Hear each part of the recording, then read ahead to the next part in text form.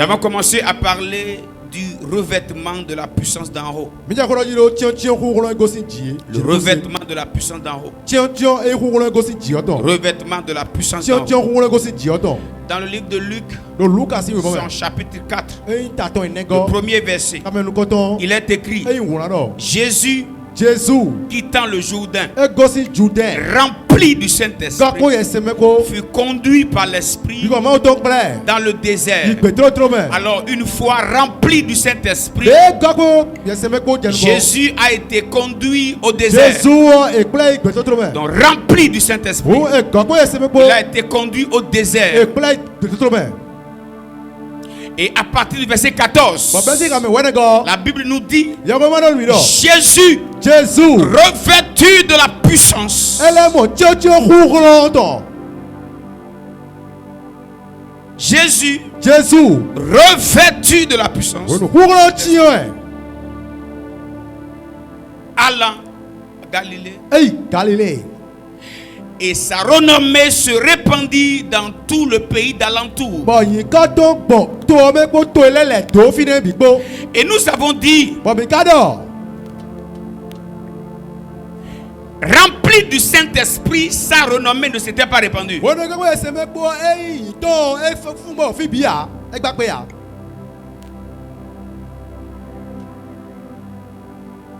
Mais sa renommée s'est répandue seulement à partir du moment où Jésus fut revêtu de la puissance.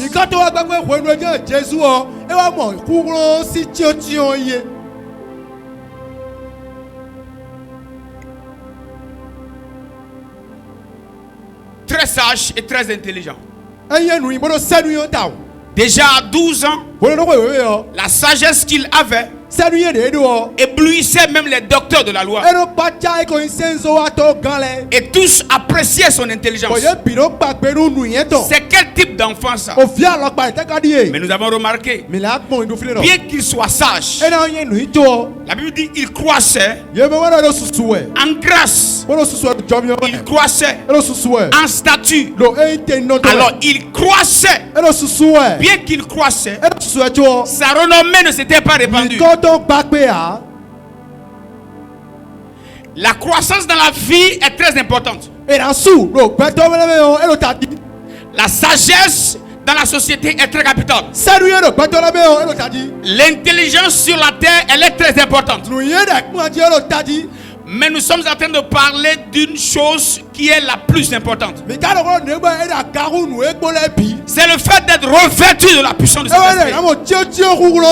Parce que une fois sage, intelligent, si tu n'as pas le revêtement de puissance, cette intelligence ne pourra jamais aller à un certain lieu. Voilà pourquoi nous avons commencé à définir ce que c'est que le revêtement de puissance.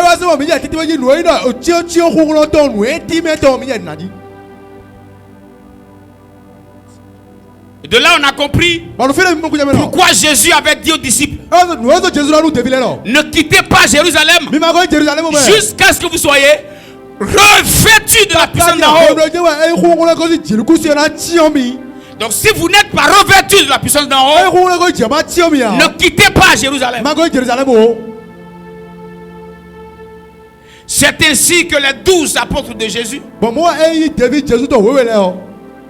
accompagnés de 108 personnes, ils étaient tous restés dans la chambre haute. Et tous étaient remplis et revêtus de la puissance. C'est de là qu'ils ont commencé à travailler. Ils ont commencé à se manifester. Et nous avons aussi notifié ceci. C'était pas seulement les 12 apôtres qui ont été revêtus. Plusieurs étaient là. Des femmes, des hommes. Et tous attendaient le revêtement.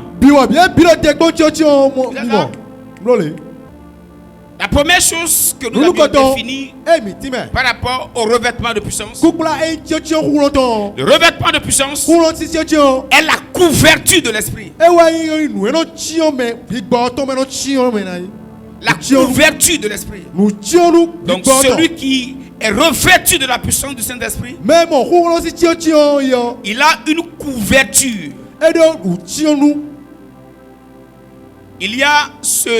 Il y a cette puissance qui le couvre. C'est comme si on l'a emballé et on ne voit plus ce qui est dedans, mais on voit l'emballage.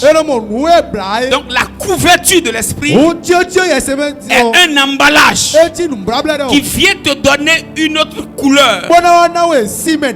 Et lorsque les hommes voudront te voir, ils ne verront plus la couleur du carton, mais ils verront la couleur de l'emballage. Donc plus l'emballage est joli, on peut apprécier la valeur du cadeau. Voilà pourquoi. Est-ce qu'on peut avancer? Voilà pourquoi lorsque tu trouves important de faire un cadeau à quelqu'un, aussi précieuse que soit ce qui est à l'intérieur, tu trouves quand même qu'il est important que tu ailles l'emballer. On peut évoluer? On peut évoluer? Oui. Tu trouves quand même important de l'emballer. Ce n'est pas l'emballage que tu donnes, mais c'est ce qui est dans l'emballage que tu donnes. Mais l'emballage permet de valoriser ce qui est dedans. Voilà pourquoi la Bible dit Christ a fait des dons à l'église. Il les a fait dons des prophètes, des docteurs, des évangélistes. Quoi encore? Hein? Des apôtres. Hein? Je veux voir si vous me suivez. Des apôtres, des pasteurs. Alors c'est le don que Dieu a fait. Mais pour que ce don soit apprécié à sa juste valeur, Jésus a décidé que ce don soit emballé. Oh, non, tu ne m'as pas encore compris. Jésus a décidé que ce don soit emballé, afin qu'on ne voit pas d'abord le don, qu'on prenne le don, mais qu'on prenne le don emballé.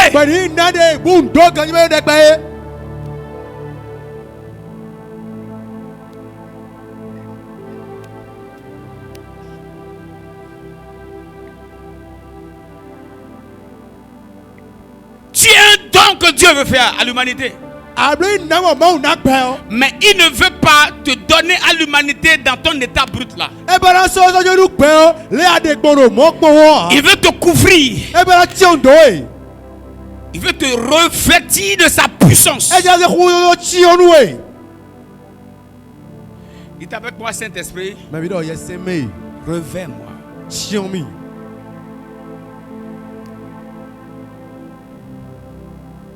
Donc on ne te voit plus, mais on voit l'esprit qui te couvre. La deuxième définition de ce que c'est que le revêtement de la puissance, c'est la solution de Dieu donnée au problème des hommes par un homme revêtu de puissance. Lorsque les hommes disent Seigneur, visite-moi, Dieu ne descendra pas, mais il prend un homme revêtu de la puissance et il envoie. Voilà pourquoi tu ne dois pas accepter vivre une vie chrétienne médiocre. Voilà pourquoi on ne doit pas accepter vivre une vie chrétienne sans puissance.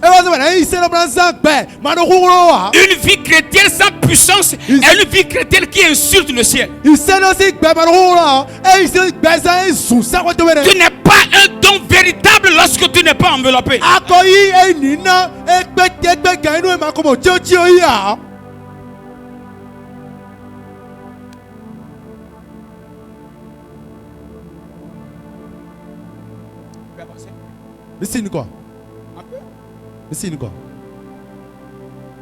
Troisième définition du revêtement de puissance, c'est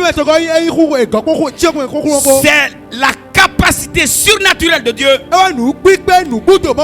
déposée sur un humain pour couvrir son humanité, afin de révéler la divinité de Dieu dans l'humanité d'un homme.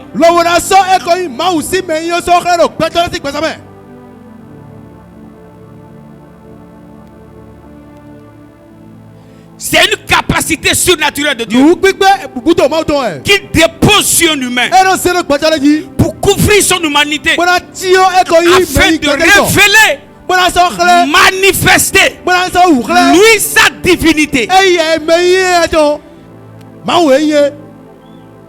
par l'humanité d'un homme. Donc lorsque Dieu veut manifester sa divinité par un humain, il enveloppe de sa puissance.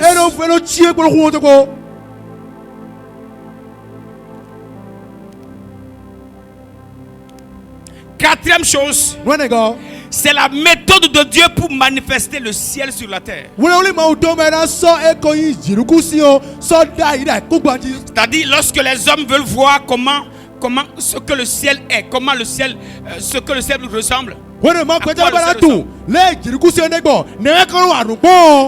revêtu de la puissance d'en haut, il devient maintenant le panneau d'indication.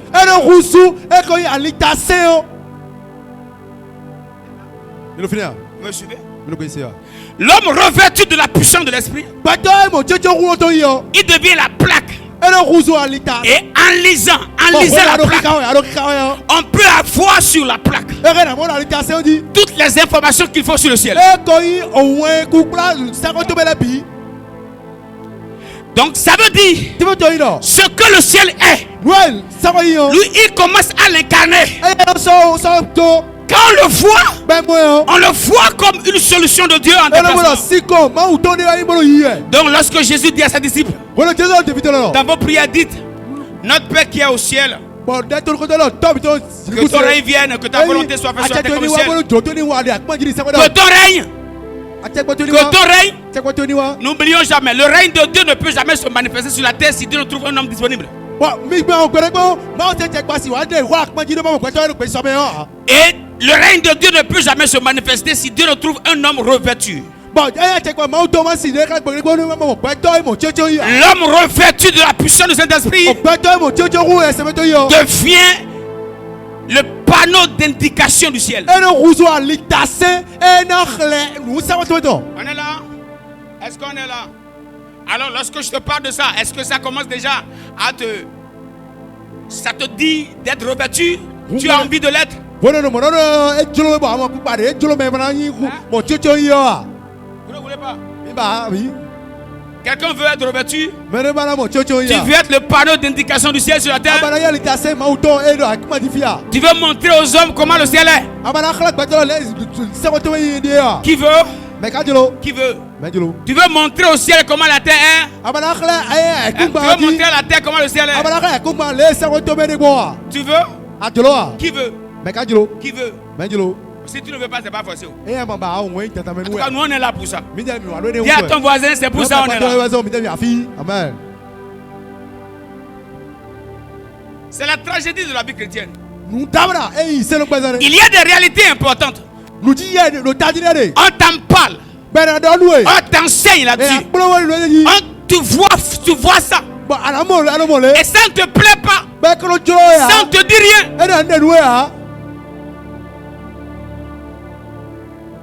Et tu dis que tu es dans le royaume. Et les choses du royaume ne te plaisent pas. Tu es dans quel royaume en fait? Si tu es dans le royaume et tu vois les choses du royaume, tu entends les réalités du royaume, ces réalités doivent te citer. Mais pendant que je parle, toi déjà ça peut déjà te suffire. Et toi tu peux déjà commencer à prier pour dire Seigneur je veux ça. Seigneur moi je veux ça.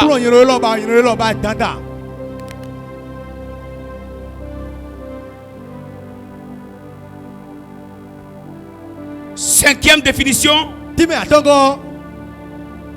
Le revêtement de puissance, c'est le salaire. Le salaire de Dieu, réservé scrupuleusement pour ceux qui le cherchent.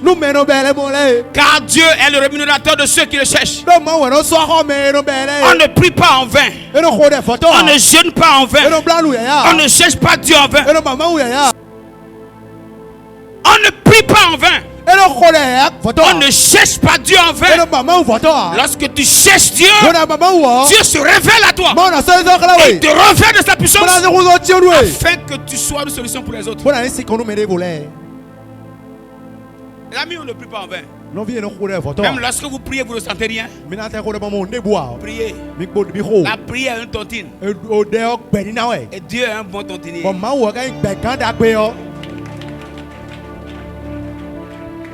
Ah, tu ne m'as pas compris. Si tu avais compris, tu allais mieux acclamer. Dieu est un bon tontinier. On ne peut pas le chercher en vain. On ne peut pas prier en vain. Si on prie, ça marche. Ça peut être difficile. La prière paie. Dis à quelqu'un, la prière paie. Dis-lui, la prière paie. Donc quand tu as l'occasion pour prier, prie bien. N'écoutez pas les pasteurs paresseux.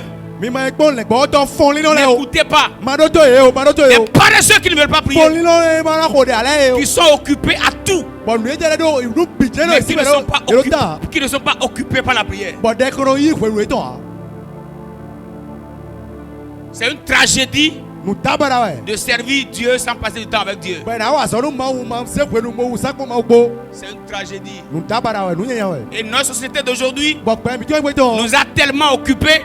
Il y a de réunions partout. On veut être là-bas. On doit aller là-bas.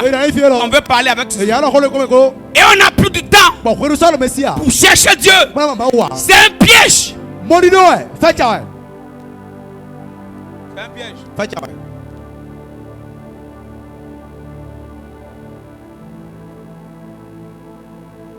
Voilà pourquoi je vous ai plusieurs fois dit. Quand vous voyez un homme de Dieu faire quelque chose que vous ne comprenez pas, ne critiquez pas. Parce que vous ne savez pas d'où il vient. Vous ne connaissez pas son prix qu'il a payé. Celui qui ne veut pas payer assez le prix va dire non. Tout le monde doit être à moto. C'est moto. Quand on prie jusqu'à ces motos, tout le monde doit être à moto. Et quelqu'un paie le prix de voiture, tu le vois, tu dis non, il a fait gris-gris. Le prix que vous payez détermine le moyen de déplacement. Hey! Les batachakapa. Vous voyez la vie chrétienne? Dieu appelle beaucoup de personnes à de grandes choses pour qu'elles aillent loin. Mais vous les voyez avec un vélo. Et ils vous disent que Dieu leur a dit qu'ils vont loin. La vie de prière que tu as détermine le moyen de déplacement que tu as. Tu vas où? Regarde ton style de vie. Regarde ta vie de prière. Tu vas où?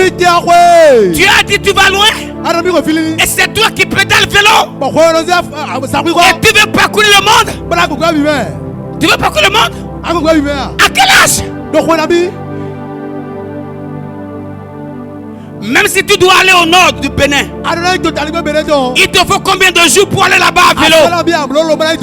Je voudrais dire à quelqu'un, en fonction de la destinée que tu portes, décide d'être un guerrier de prière.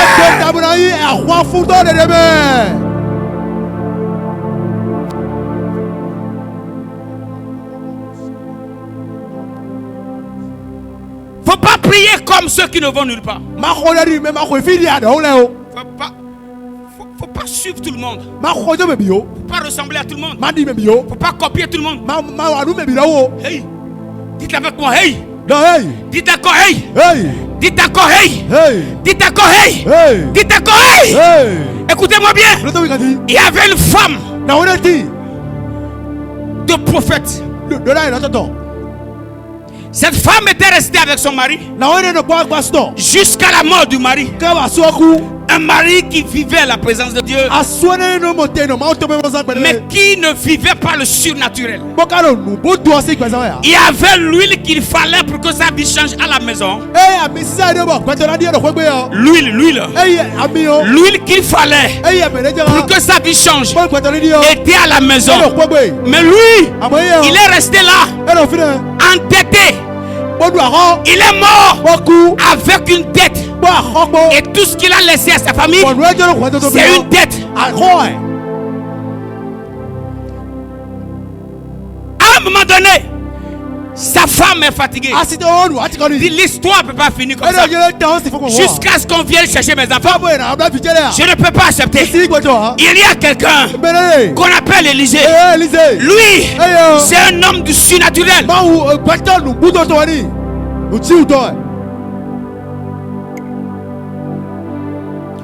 Elle est allée voir Élisée. Il lui a dit, qu'as-tu à la maison? Ça veut dire, ce que tu as à la maison suffit pour que tu aies ce que tu veux à la maison. Qu'as-tu à la maison? Qu'as-tu à la maison? Et elle dit, ta servante n'a rien du tout qu'une petite fiole d'huile. Élisée lui a dit, ça suffit pour que l'huile soit en mesure de payer la dette. C'est possible. Mais tu dois aller chez toi, tu dois chercher des vases et tu dois t'enfermer.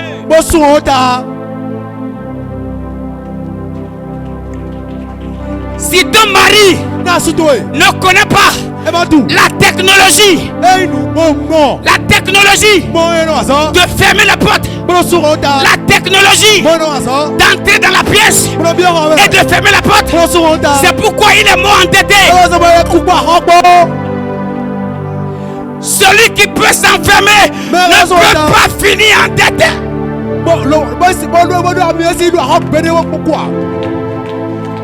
Celui qui sait s'enfermer ne peut pas finir sa vie endetté. Akapalato shata. Ikompaladua sompaladiato.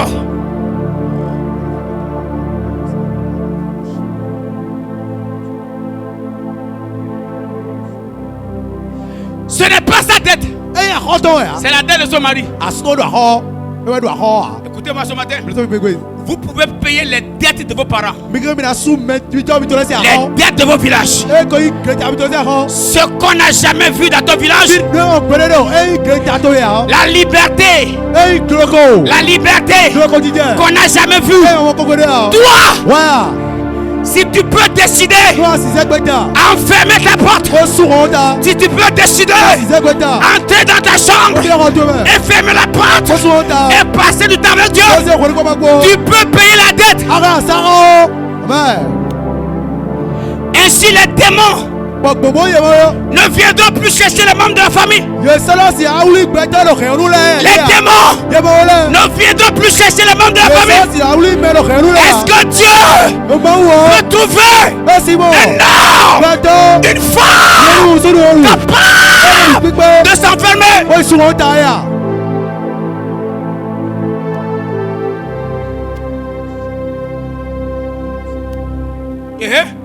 Écoutez, il y a des réclamations qui continuent d'exister parce qu'il y a des hommes qui n'ont pas payé le prix.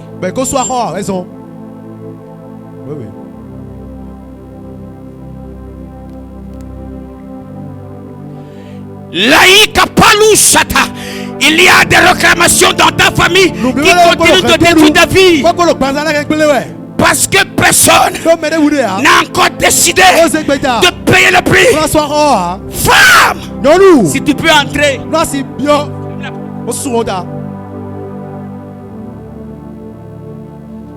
Quand tu vas t'enfermer, payer. Dedans là, tu auras ce qu'il faut pour payer les dettes, pour libérer les enfants. Mais si tu ne t'enfermes pas, l'huile ne se multiplie pas. Ce qu'il faut pour payer la dette, c'est dans la chambre. Amen.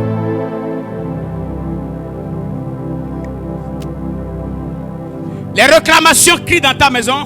Les réclamations. Nous la robio mele. Il rodo le khotebe. Il pour la khwado de famille tu mais. Il pour la khwado de gréton tu mais. Don te où mais na bio rome. Bona suhota. Boa miona jigba. Benazia mi mona sa. Bona suho mende budea. Mende bubana suhota. Membiweja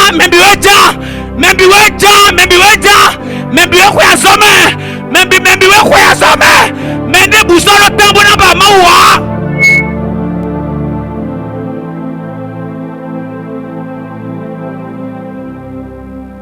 Ewe so pipa mawele ye tijo la wiwili leji ye tijo fileji ye tijo diplôme leji me na suhonota bona ya mi na suhode ha.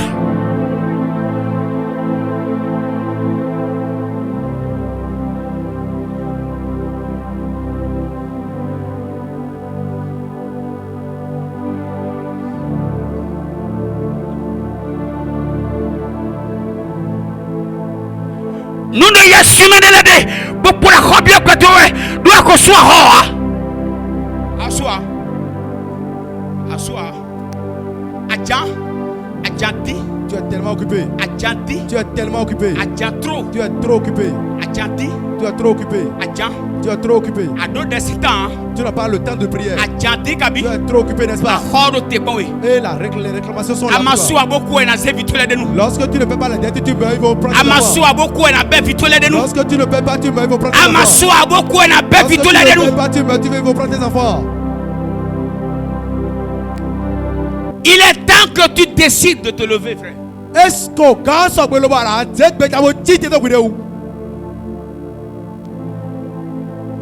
tu sais que chez ta maman ça ne va pas. Chez ton père ça ne va pas. Et tu es là. Tu te plains. Tu te plains. Chez nous, tu te plains. Chez nous là. C'est comme ça.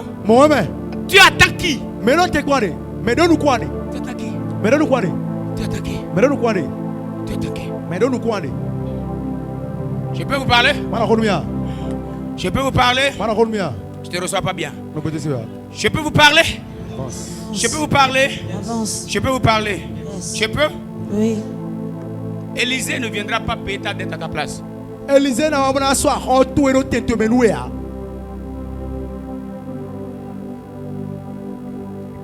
peut te donner la méthode.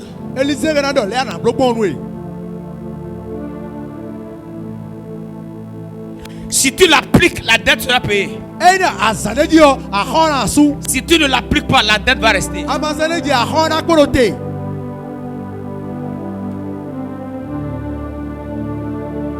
Il y a des batailles de ta famille. Je ne viendrai pas les arrêter pour toi. Je vais te donner la méthode. C'est pour ça que je suis là. Tu reçois la méthode. Maintenant tu vas chez toi. Tu t'enfermes.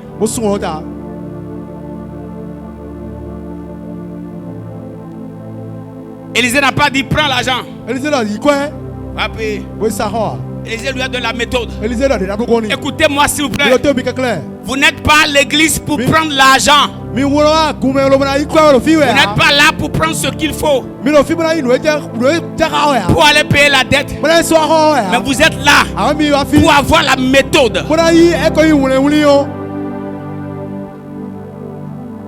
Ouais, acclame Jésus. Tu es là pour avoir la méthode. La méthodologie du paiement des dettes. C'est pour ça qu'on vient à l'église. Dieu nous donne la méthode. À nous de nous appliquer. Si tu attends que ton pasteur, ton prophète vienne payer la dette, tu fais une grosse erreur. Tu vas mourir avec la dette. Élisée ne paiera pas la dette. Mais il va te donner, il ne paiera pas. Mais il va te donner la méthode pour que la dette soit payée.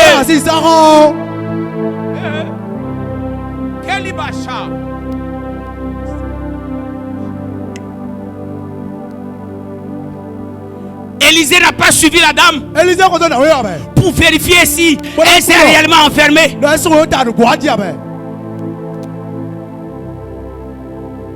Il a donné la méthode. Il a continué son chemin. Mais la dame s'est levée. Elle est rentrée.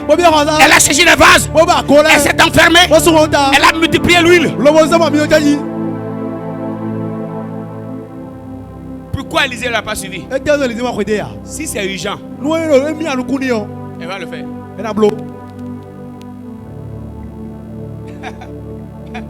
Si c'est vraiment urgent, elle va le faire.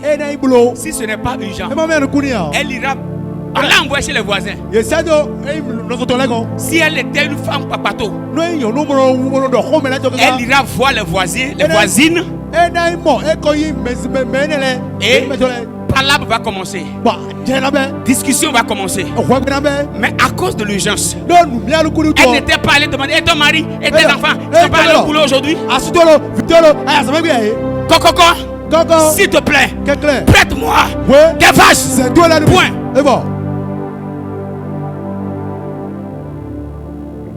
Tu sais pourquoi tu ne pries pas?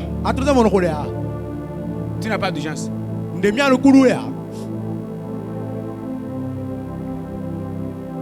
Si tu avais d'urgence, on ne te dira pas de jeûner. Tu n'as pas d'urgence. Tu prends la méthode à l'église. Tu viens prendre la méthode. Tu viens prendre Anoaï.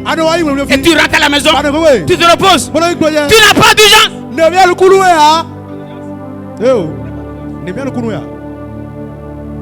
On dit de lire des livres. Tu ne lis pas. Il faut lire la Bible. Tu ne veux pas. Il faut jeûner.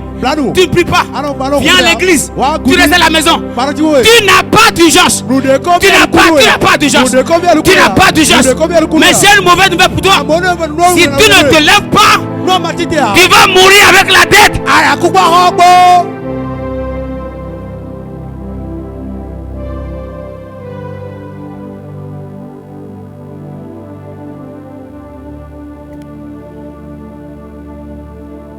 J'ai regardé ma famille. J'ai dit attention. Moi, je ne peux pas vivre ça. Donc je fais 3 jours. Chaque semaine. 3 jours de jeûne. Chaque semaine. 3 jours de jeûne. Chaque semaine. Veillez 5 fois. Au moins par semaine. 5 fois par semaine. 5 fois par semaine. Frère, mon pasteur m'a pas dit qu'il faut prier. Si tu as d'urgence, je me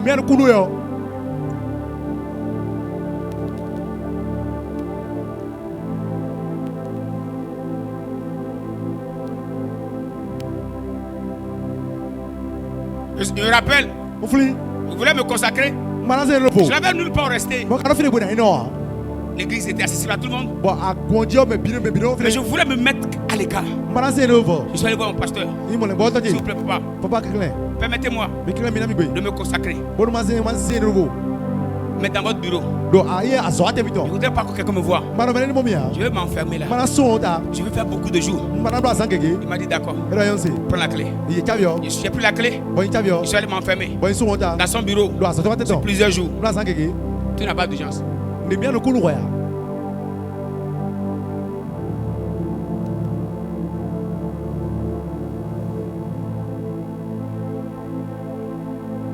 d'urgence. Mon pasteur peut avoir plusieurs appelés. On est plusieurs. On est plusieurs. Mais il sait. Il y a quelqu'un qui fonctionne en mode d'urgence. Ah oui, moi je suis en urgence. Je suis en urgence. Moi je suis en urgence. Quand d'autres d'autres mangent, je ne mange pas. Quand d'autres dorment, je ne dors pas. Je suis en urgence. Je suis allé à l'institut pendant que d'autres pasteurs se regroupaient pour parler, bavarder, critiquer. Je n'ai pas le temps. Je suis en urgence. Les nuits pendant que d'autres dorment, je me couche avant eux. 01. Là maintenant certains commencent à aller se coucher. D'autres continuent à bavarder. Moi je me retire. Je sors du dortoir. Je prends mon ordinateur avec mon casque. Je vais m'enfermer dans une pièce. J'écoute les messages qui vont me révolter. J'écoute et je prie jusqu'à 4 heures, jusqu'à 5 heures. Quand je finis, je reviens au dortoir, me coucher. Il y a prière matinale à 6 heures. Donc quand il se réveille, je fais toujours partie des derniers qu'on réveille. Mais plusieurs croyaient que moi je dormais plus qu'eux. Je me couche avant eux et je me réveille après eux. Ce sont eux qui viennent me réveiller. Et pour plusieurs, je vous dis, allez vous renseigner. Allez vous renseigner. Depuis ma première année, si on doit chercher dans ma classe les meilleurs dormeurs, je dois faire partie. Si on est 3, je dois faire partie des 3.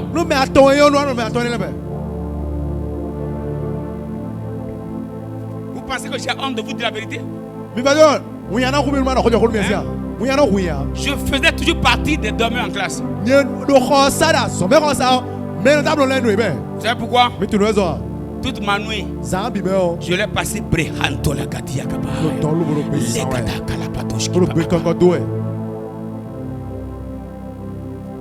Tu as d'urgence? Et tu dors? Tu n'as pas d'urgence. Tu n'as pas d'urgence. Tu n'as pas d'urgence. Tu n'as pas d'urgence. Tu n'as pas d'urgence. Tu es en paix. Tu manges tout le temps. Et c'est toi on félicite. Non, tu prends de poids, hein? Pendant que ta vie dépérit.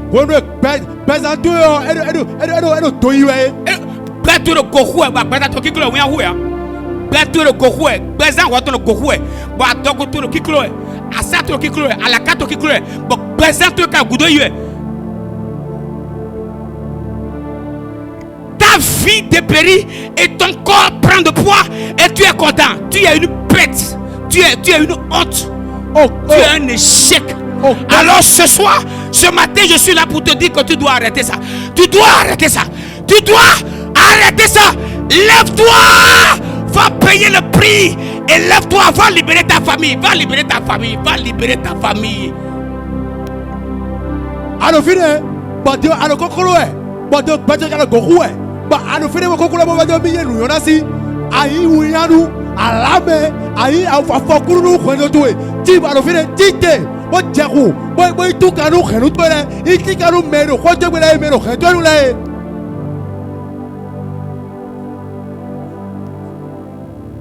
Ta vie dépérit. Mais toi, ton corps s'engraisse.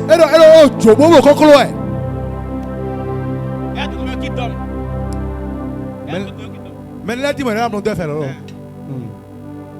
savez comment on appelle ça? Quoi, choc spirituel. Si tu sais que tu es en urgence, tu vas respecter ça.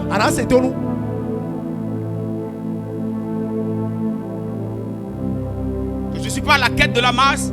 Voici les fils du pasteur, ils sont là, yo, mais des dormeurs, des losers.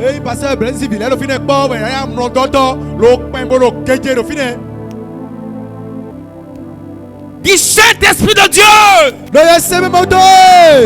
refais-moi. Non, dans ta voix, il n'y a pas d'urgence, il n'y a pas d'urgence. Dis Saint-Esprit de Dieu, refais-moi. Les bâtons là-bas, chatalagabahaba. Le manteau, le baliato, campeladiato. Il compare la doua chocadiaba. Hey, tu ne pries pas encore.